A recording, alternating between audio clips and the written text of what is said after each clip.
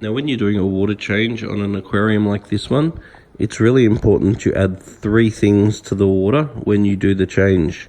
One is a water ager, which takes out your chlorines and chloramones and stuff like that.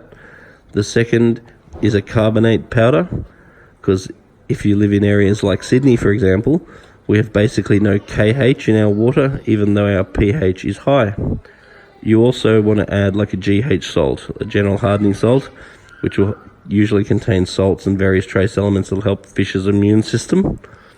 So when you're adding these things to the aquarium, you don't need to add it to the actual bucket.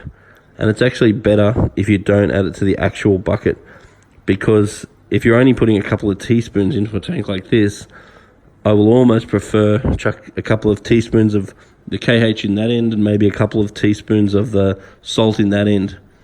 And you don't just put them all in the bucket together, because when you put them in the bucket together, various things will bond and potentially fall out of solution. So I rather dissolve my carbonates and my GH salt separately if I can. So you do a water change. Let's say you take 5 buckets of this water out, calling it a 10-litre bucket.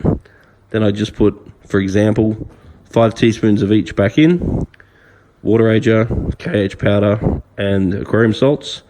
And if I do put one in one end, add one in the other end, then that's how I prefer to do it.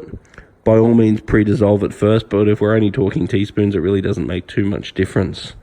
The other thing you might want to add is like a good bacteria, just to re-strengthen any bacteria colonies that you may have damaged during the water change, which is very optional.